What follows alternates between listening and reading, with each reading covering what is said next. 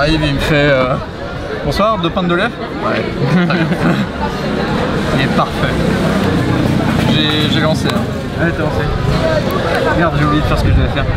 Qu'est-ce que tu veux lui dire que on est sorti. Oui, tu sais, voilà.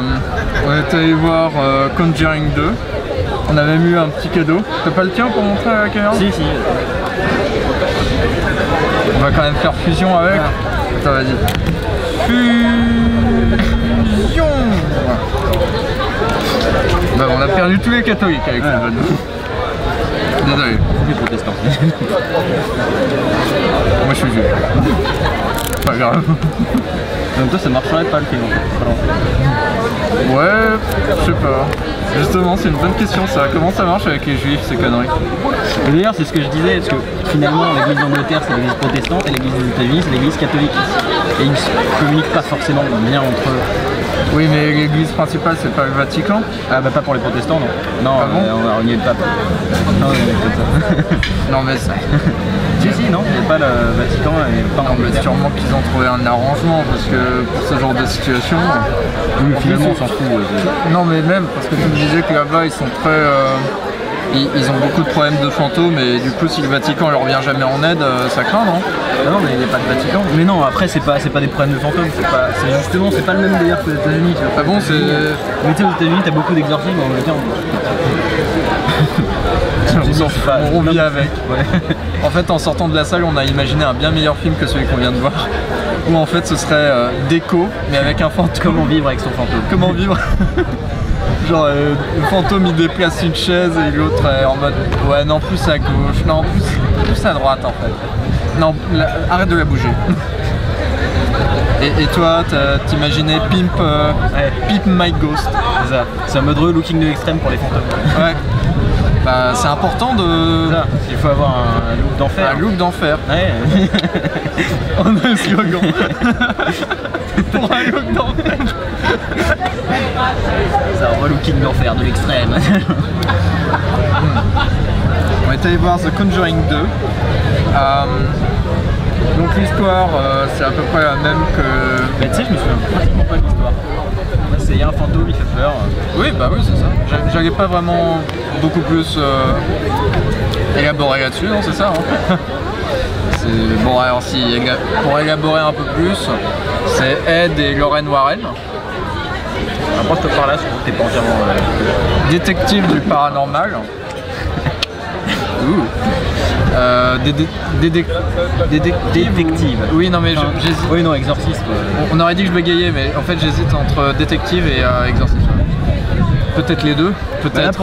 Après là pour le coup dans le film en réalité ils vont être plus ou moins détectives. Ouais. En fait, parce que les mecs l'envoient. Et dans le premier ils sont plus exorcistes. Enfin ils le veulent pas mais. Moi j'avais beaucoup aimé le premier. Je trouvais que c'était vraiment un film qui jouait bien avec les codes de la terreur. Qui innovait juste ce qu'il fallait innover. Bonsoir. Vous êtes photographe? Vous êtes photographe? Non, on est vidéaste. Vidéaste, ouais, c'est quoi, genre aussi. Des vidéos? Ouais, on fait des critiques ciné. Voilà pour vous. Merci. Vidéaste. Bah écoute, c'est un peu classe quand même pour ce qu'on fait. Parce que là le bout de scotch il dit pas forcément que vidéaste. Il n'y a pas de scotch. Eh non c'est vrai. Ah ok d'accord. Et voilà. C'est bon on est vidéaste. Donc ouais j'avais beaucoup aimé le premier parce que je trouvais qu'il jouait vachement avec les codes de l'horreur. Il reprenait les mêmes codes déjà établis depuis longtemps mais sans trop de foutage de gueule. Et puis le premier il réussissait l'exploit je trouve de me faire douter en tout cas sur la crédibilité des expériences fantomatiques, etc. Donc j'attendais celui-là avec un œil plutôt impatient. Enfin pas trop non plus parce que globalement j'en ai rien à péter mais ça allait quoi. J'ai été un peu déçu. Moi aussi. Après, alors soit je me souviens pas du 1, soit je l'ai jamais vu. clairement, en général, les films d'horreur en soi, je m'en souviens très peu pour la plupart, en fait, on va dire. Et c'est vrai que là pour moi, c'est vraiment le film d'horreur c'était basique, le standard. Ah, j'irais pas jusque là, moi. Ouais. Non. Je sais pas, pour moi, ça faisait vraiment l'effet de. Bon, bah, il y a des jumpscares quoi en temps. Voilà, en fait, pour moi, c'est ça. Le plus gros problème, c'est que c'est très élégant dans la mise en scène. Je sais pas si tu as noté ça. Ouais. C'est assez sobre, c'est assez stable. C'est vrai que le mouvement caméra tous les films de genre, c'est plutôt pas mal. En fait. C'est très inspiré de Paranormal Activity 3. Enfin, pour moi, j'ai l'impression que ce film-là avait lancé cette nouvelle mode. En fait, il y a une originalité intéressante dans ce film-là, qui est qu'il pose les caméras de surveillance, parce que dans tous les Paranormal Activity, ils mettent des caméras de surveillance, blablabla. Sauf que là, ils la mettent sur un pied de ventilateur. Donc en fait, la caméra tourne, s'arrête, retourne, s'arrête, etc. Et ça donnait lieu à des mises en scène très intéressantes où tu savais vraiment pas où était la menace, et quand tu voyais la menace et que tu retournais très lentement de l'autre côté pour finalement retourner vers la menace et voir qu'elle était plus là, ça créait une bonne émotion d'angoisse. Et d'ailleurs c'est assez marrant parce que ce film là, quand tu y penses, franchement il y a très peu de violence. Même les scènes marquées de violence, elles sont faites en jump cut, c'est-à-dire tu vois pas la mort du mec, tu le vois vivant et juste après mort en fait. Ouais, c'est pour ça que je trouve qu'il y a des fulgurances dans la mise en scène qui jouent encore une fois comme dans le premier avec des codes préétablis mais qui sont assez bien maniés. Seulement le problème c'est que le film ne m'a pas fait peur. Pas viscéralement comme le premier. Le premier il prenait vraiment au trip, je trouve. Après c'était peut-être l'effet de surprise, peut-être que j'étais plus jeune aussi, je sais pas. Mais dans le deuxième en fait les seuls moments où j'ai eu peur c'était les jumpscares. Ouais. De toute façon, il y a pratiquement que ça en fait. Alors après, c'est pas c'est que certains, c'est que ceux. Enfin, tu sais, genre, ils t'en mettent une boucle et puis après, ils vont t'en mettre à répétition et après, ils vont s'arrêter. Et ce qui fait que tu vas t'attendre à ce qu'il y en ait un à ce moment-là. En fait, il y en a un juste la seconde d'après. C'est ça qui fait que c'est juste le fait qu'ils se démerdent pour stopper la répétition. C'est ça. L'originalité de ces jumpscares vient juste dans le rythme qui est un peu plus soutenu que dans la plupart des masses de films d'horreur qui reposent uniquement là-dessus. Ce qui est assez bon pour être noté. Mais du coup, voilà, le film il ne me fait pas peur. Après, moi j'ai un œil averti, j'ai regardé pas mal de films d'horreur, peut-être que je suis un peu calé. Mais justement, avec le premier Conjuring, je m'étais dit, tiens, j'ai encore des choses à découvrir avec ce genre-là. Et là, pas tant que ça. J'apprécie juste vraiment beaucoup cette mise en scène très lente, très sobre, très stable, qui est vraiment agréable, qui nous laisse vraiment entrer dans la vie de ces personnages. Puisqu'en plus, tous les personnages sont relativement intéressants, à part peut-être, j'avoue que j'ai confondu les deux petits garçons. Et il y en a un je sais qu'il y en a un qui bégaye et que l'autre non, mais l'autre non en fait. Il existe pratiquement oui, pas. voilà, c'est ça. Si, il est là pour pas prendre le couteau dans la cuisine. C'est ça, c'est son seul moment de gloire. Sinon, à part lui, tous les personnages ont une utilité. Il aurait pu prendre le couteau, il l'a pas fait. Ouais, même ça, il l'a raté. Laisse là au cas où il y a un mec qui le veuille à la place. Donc ouais. Après, autre chose assez appréciable, c'est le design des démons et des monstres. Il est vraiment plutôt inspiré. Mais surtout qu'en général, quand ils se mettent à faire de la 3D, c'est souvent de la 3D un peu cheap. Je suis pas sûr que c'était toujours de la 3D. Enfin, oui, il y avait de la 3D. Il y en a quand même pas mal dans la situation. J'ai même l'impression que le tronc à la fin, là, quand tu le vois de. Il a l'air en 3D. Ouais, quand tu vois en plongée, il a l'air en 3D. Il avait l'air en 3D. Mais sinon, ouais, j'avais l'impression qu'il y avait pas mal de petites marionnettes, de poupées, des trucs assez vrais. Très bon maquillage sur comment elle s'appelle déjà Valak. Le maquillage sur ce démon est vraiment pas mal, quoi. Ça fait bien flipper. Non, mais ça fait marrer. On sent qu'ils se sont un petit peu investis quand même, ça fait marrer le délire de le prêtre au début de la séance. Et son petit truc là qui bénit la salle. Attends, précise, on est en dehors du film là presque. Ouais, mais c'est le début en fait. En fait, on est allé à l'avant-première. Je pense pas qu'ils font ça à toutes les séances. Justement, c'était au moment où je te disais, où je te racontais les anecdotes. Apparemment, aux États-Unis, ils mettaient un avertissement comme quoi il y avait un prêtre qui allait bénir la salle parce qu'il y a des gens qui ont été possédés après avoir vu le film. Et nous, à l'entrée de la salle, on nous a donné ça. Et on a eu un prêtre, un faux prêtre, qui est venu bénir la salle et exorciser ou je sais pas quoi la salle, juste avant de nous faire un petit jumpscare. C'est ça, ouais. Mais justement, moi ça a fait, tu sais, ça a fait ça a fait le coup à la Resident Evil. Le mec qui arrive comme ça avec ses délires de trucs, je me suis dit il va y avoir forcément des acteurs dans la salle qui vont faire les cons après ou pendant le film. Ça aurait pu être marrant, ouais. Non mais je m'y attendais un peu, tu vois. Ouais. Je me disais ah peut-être que bon ben en fait non, mais tu vois ça m'a mis le doute là-dessus. Alors moi j'ai envie de dire que l'expérience aurait pu être cool. Malheureusement, pour moi tout ça, le prêtre, c'est du faux buzz en fait. Parce que vu qu'on a vu le film et que moi j'arrive et que je dis qu'il est pas effrayant et qu'il est tout juste aussi bon que le premier mais en moins effrayant, bah du coup c'est vraiment que la grosse blague, genre le prêtre qui arrive qui bénit à ça. T'aurais pu faire un buzz un peu comme dans Cloverfield, un peu comme dans Projet Blair Witch. Ça date, hein, je crois que c'est 95 Projet Blair Witch, mais ce qu'ils avaient fait à l'époque c'est qu'ils avaient vraiment fait une campagne marketing où à aucun moment ils ne laissaient douter sur l'authenticité du film en fait. Ils ont fait croire à tout le monde et beaucoup de gens ont cru pendant un très long moment que le projet Blair Witch était vraiment une vidéo qu'ils avaient retrouvée dans les boîtes. Après, c'est pareil à la fin au générique, t'as cette sorte de pseudo-idée de tirer des trucs vrais, t'as les photos des acteurs et les photos oui, des mais ça c'est. voilà. Non, mais ça c'est vrai. Oui. Ça fait pas partie de la campagne marketing du film, dans la mesure où le film est vraiment inspiré d'événements réels. Tels qu'on les connaît. Après, la réalité, chacun a ses croyances, etc. Peu importe. Mais enfin, t'es à côté de la plaque en fait quand je dis ça. Ouais, merci, c'est super. T'aurais pu m'aider, mais voilà, c'est pareil, on peut dire que le film fait peur finalement. Je cherchais un moyen de te rattraper, mais je trouvais pas parce que pour moi. Non, t'es une pauvre merde, c'est bon. Non, c'est pas ça. Et c'est tiré de faits réels, c'est pas censé. Mais justement, ça aurait pu impacter dans l'idée. Ils auraient pu. C'est impactant. C'est là où tu peux te rattraper, c'est qu'ils auraient pu jouer beaucoup plus là-dessus. Maintenant, de nos jours, c'est presque le truc obligatoire d'être basé sur un fait réel maintenant quand tu fais un film d'horreur. J'ai l'impression de voir ça tout le temps, genre basé sur des faits réels. Même quand c'est des pures conneries ou que c'est romancé à balles. Et surtout là, ouais, ça m'a un peu dérangé parce qu'autant dans le premier Conjuring, c'était sûrement romancé, un peu tiré par les ficelles, etc. Mais ça ne me gênait pas. Dans le deuxième, tu vois clairement quelqu'un écrire un scénario, tu vois ce que je veux dire? Ouais. C'est genre au début. T'as vraiment moi ce que je vois c'était vraiment cet aspect classique des films d'horreur, c'est personne ne les croit. J'étais pas là-dessus moi. Mais personne ne les croit.